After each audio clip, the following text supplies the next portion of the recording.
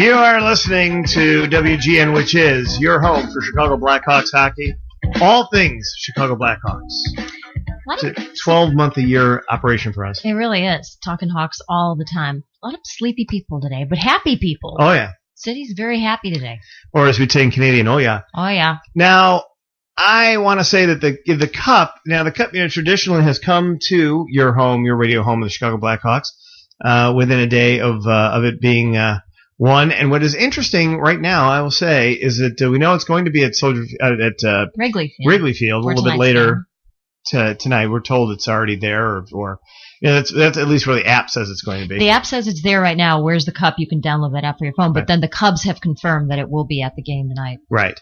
So it's spending an awful lot of time. Could it shoot back down here for a few minutes? Yeah, before game time. What's wrong with that? Because it's a 7 o'clock start. But let me say this: there's loitering because people know about this.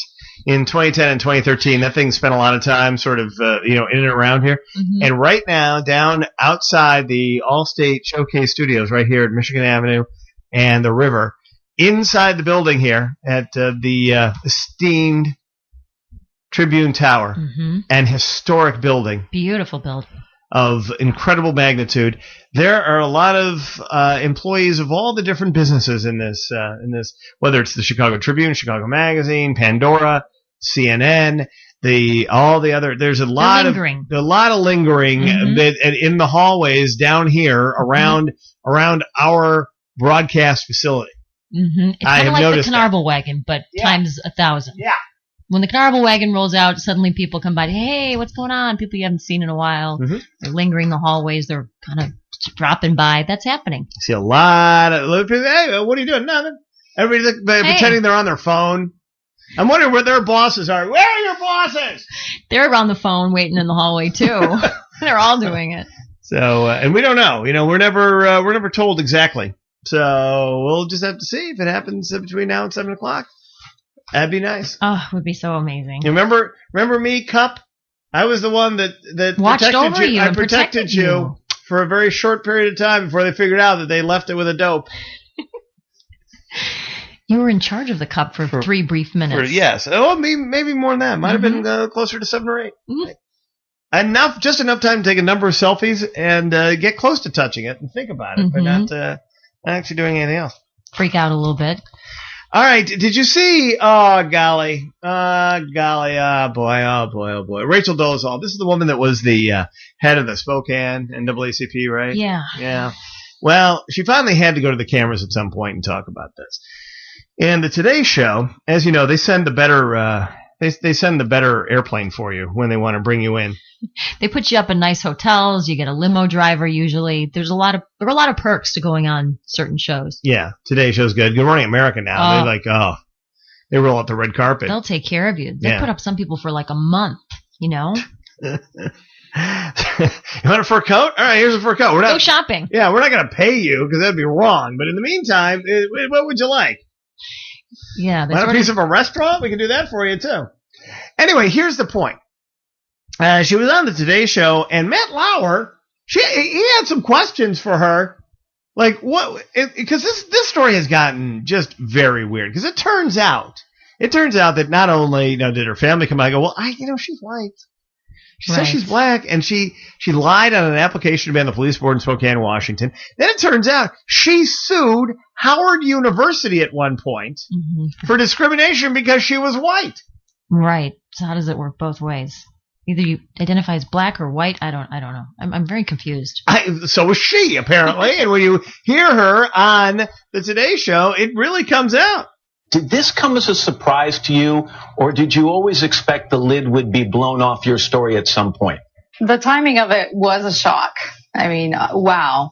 The timing was completely unexpected. As to the second question, I did feel that at some point I would need to address the complexity of my identity. So she says she identifies as black, right? Even though she was born white. And her parents say she's white, they're white, she's white, but she identifies as black.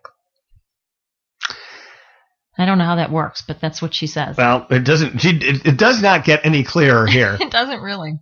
Are you an African American woman? I identify as black. You identify as black. Let me put a picture up of you in your early 20s, though. Mm-hmm. And when you see this picture, is this an African-American woman or is that a Caucasian woman? I would say that visibly she would be identified as white by people who see her. But at the time, were you identifying yourself as African-American? In that picture, during that time, no.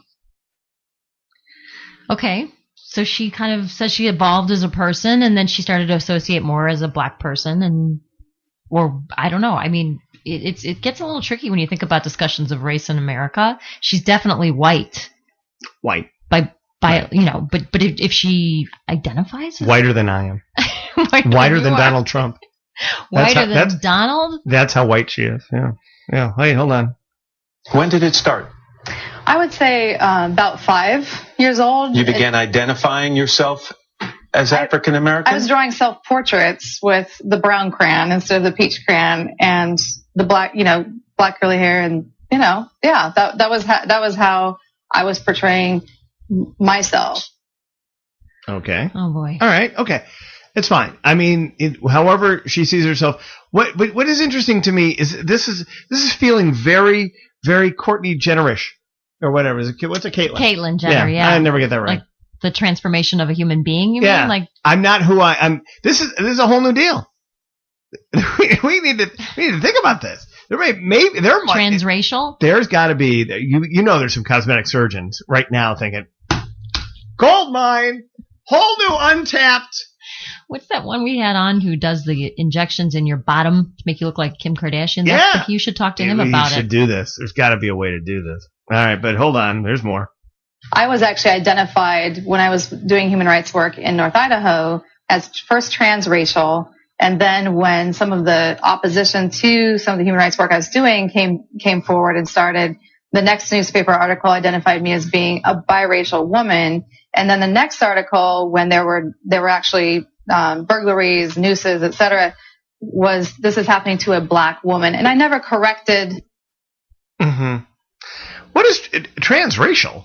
I've never heard of that before.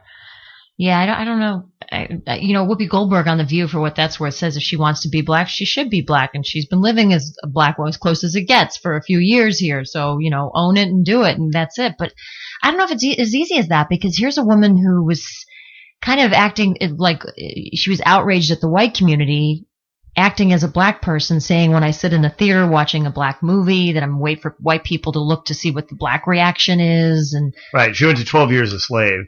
Yeah. In Whitopia, she called it. And I mean, she's got some anger. That's the issue. Yeah, that's a little bit of bitterness. Right. She's got self-hate maybe. Well, she's not a big fan of white people, and okay. But she's white. It's weird. It doesn't make the exact sense that one would hope in a situation like this. And quite honestly, I am no doctor, but I firmly believe she's. It's your diagnosis. Yeah, I'm gonna. It's a cheap diagnosis for you.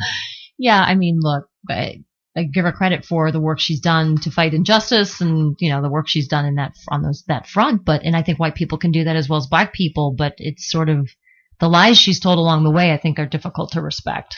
There are a lot of people who are involved in all of these causes, civil rights causes, issues of race, whatever it is, who are white, who are working for very deeply and in a committed way for African American causes. There's white people in Operation Push. You've got Heather Pfleger in Chicago, sort of famously and in some cases infamously doing that. And it's okay to be white in doing that. Yeah, it's okay to make your hair curly if that's how you want it. It's okay to use bronzer, I guess, if that's what you want to do. You're not making fun of it, a certain culture, if that's your intention. Those kinds of things are okay. It's, I guess, the lies she told, and it's difficult to. But there's hatred underneath it all. There is. That's the thing, that she's got this kind of like it's like reverse racism, but racism. I don't even know what to say. I don't even know. It's weird. She's angry at her own race so much so that she can't be part of that race, so turns into another race. Right. Okay. And I get it. Or you don't want to identify as race, you want to identify as a human being. Whatever. That's fine. I mean, I get that, but don't be so mad. What the hell do we do to you? And then see, people are looking at you to get the black reaction when you're not black. Right. In the movie theater. Remember that story. And I know she comes from a part of the world that doesn't have a whole lot of African Americans, and there's a lot of racism, in Idaho specifically, near where she's, near Spokane, Coeur d'Alene, which is kind of can be a pretty rough town for minorities, and not exactly known for its tolerance, but it's not but I don't know. Anyway, then can I do the African American dad one here? Because I'd like to figure this out. Yeah, that's the other lie. She posted a picture and alluded to the fact that her dad was black. We met her dad, and her dad, again. Nope. Not black. Whitey von Whitishman is her dad, I believe. Anyway, here's what she says about that. He actually approached me in North Idaho, and we just we connected on a very intimate level as family. But why point out an African American man and say that is my father when you know that your father is a Caucasian man? Albert Wilkerson is my dad, and any man can be a father. Not every man can be a dad.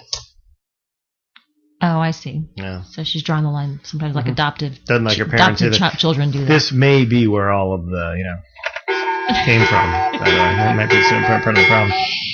All right. Yeah, but you don't have any problem with her doing her hair in that way. No, whatever she wants to do, she do. This is a free country. Do whatever you want. Yeah, I don't either. But I think you still got to be essentially honest. You want a position of authority, and to be respected in that position of authority, you have to be honest about some basic facts. And she's not. And in the meantime, she's, there's still just, it is just what it is. All right. She sued Howard University. We're going to play her explanation for that coming up. And boy, it doesn't get any better. And I want to play this very quickly here. This is Rachel Dolezal. Sued Howard University for discrimination. Today, she explained to Matt Lauer, well, what was that all about? The reasons for my full tuition scholarship being removed and my teaching position as well, my TA position, were that other people needed opportunities, and you probably have white relatives and that can afford to help you with your tuition. And I thought that was an injustice. See, what? I mean, okay. I don't know. The only point there is that there are poor whites and there are poor blacks, but there are reasons that you check that box and not the other to have a representation of a community that reflects society, and it has nothing to do with economics. So I don't know if she got that explanation. The explanation does seem a little weird. But Lauer asks this important question.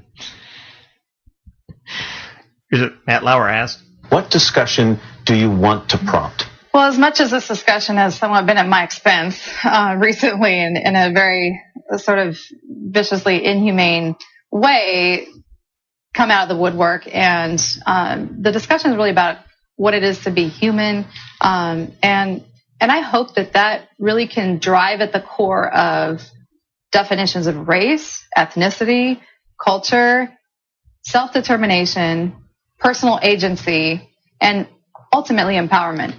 Oh, I'm sure that's exactly what's going to happen.